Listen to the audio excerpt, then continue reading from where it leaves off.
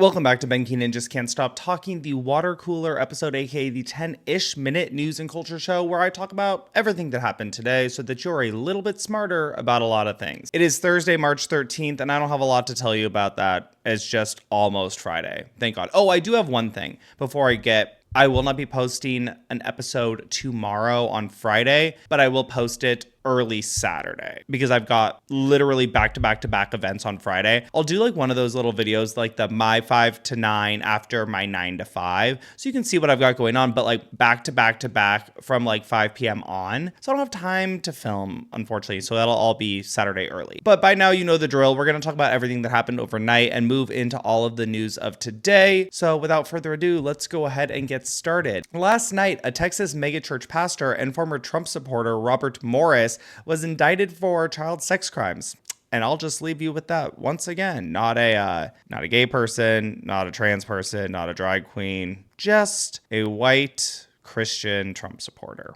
Minnesota Democratic governor and former Kamala Harris VP pick Tim Walz announced that he will be launching a national tour of town halls in Republican House districts, a lot like Bernie Sanders is currently doing, as the congresspeople of said Republican districts refuse to actually hold town halls to hear directly from their concerned and angry constituents themselves. So we know that Tim Walz is looking to explore a third term as Minnesota's governor, but this makes me wonder if he's either just being a nice guy and like all on board for the Democratic Party, go out, be a team player, even though you're not on the national stage, or if he's looking to do something a little more national in the future.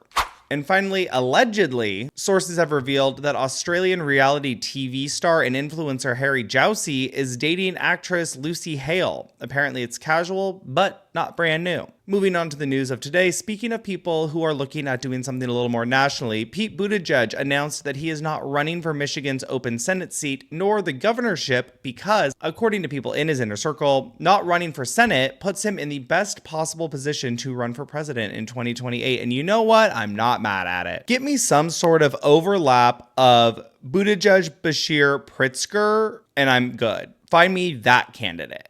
Russia announced that it does not want to have a temporary ceasefire with Ukraine, and let me tell you that I am personally shocked by this news, especially after Trump and JD Vance and Elon Musk all swore to us up and down that Putin is the one that wanted peace and that Volodymyr Zelensky did not want peace. Russia and Putin wanted peace this whole time. I am shocked. This is shocking news. If you cannot read the sarcasm in my voice there, you and I need to have a discussion.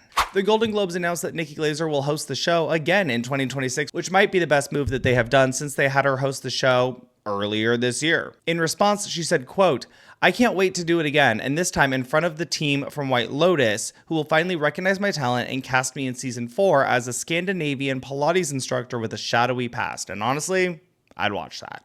Donald Trump has threatened a 200% tariff on European wine, champagne, and spirits if the European Union goes forward with their tariffs on American whiskey. Donatella Versace will be stepping back from the helm of the brand, marking the end of an era for the fashion house. She's held the reins since 1997 after the murder of her brother Gianni, but her title will now modify to Chief Brand Officer. Dario Vitale will take over as the brand's Chief Creative Officer. He is coming from his role as Design Director at Miu Miu. The original plus-size model, Ashley Graham, is confirmed to be making her Broadway debut as Roxy Hart in the musical Chicago from April 15th to May 25th. And you know I'm going to be in New York over Memorial Day weekend, and I have never seen Chicago, so this might have to happen.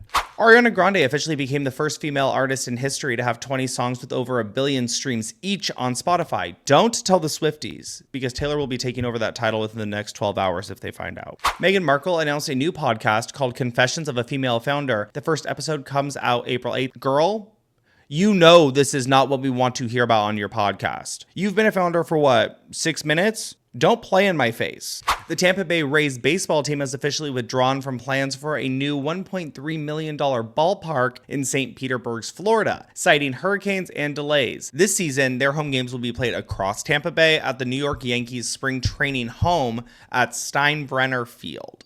A federal judge has ordered the Trump administration to reinstate probationary workers affected by the mass firings across multiple agencies, including Veterans Affairs, Treasury, and Agriculture. Daniel Radcliffe has signed on to film a comedy pilot opposite of Tracy Morgan, which will be created by the same team behind 30 Rock. And I don't want a pilot. I need the entire thing now. And I need this to be like 15 seasons. I don't care what it's about. The Trump administration has officially appealed to the Supreme Court their repeal of birthright citizenship in the U.S., which illegally and unconstitutionally revokes rights that Americans have under the 14th Amendment. So remember when we all saw that shocking video of Diddy assaulting singer Cassie, who was his girlfriend at the time, in the hallway of that hotel a few years ago? Well, his lawyers are now saying that CNN altered the video and then destroyed the original video. Side eye. Like, dude, be fucking for real. Arizona Congressman Raul Grijalva, a 12-term Democrat who represented Arizona's 7th congressional district, died this afternoon after complications from cancer treatment. Singer Normani got engaged to NFL player DK Metcalf, aka the Seahawks player who I've been a fan of for years, and until this very moment didn't actually know he was dating Normani. Newsmax, the far-right news, you can't air quotes, news network that spread a ton of election misinformation like stealing votes, voting machines, whatever, all of that, has settled with Smartmatic, one of the voting machine companies that they lied about, for $40 million plus Newsmax stock options. Newsmax stock is really hard to say. The Jonas Brothers announced that they will release their new song Love Me to Heaven on Friday, March 21st. Weren't they just doing something different? Like, weren't they all like Nick is in a Broadway play. Joe is doing whatever Joes do. And Kevin's just like raising a family. And then they came back and did like their tour. And then they went doing all these things. And now they have a new single again. I'm exhausted. Chappell Roan released her new single, The Giver, which she bills as a lesbian country song. And I haven't listened to it yet, but it will be on my to-do list for Friday.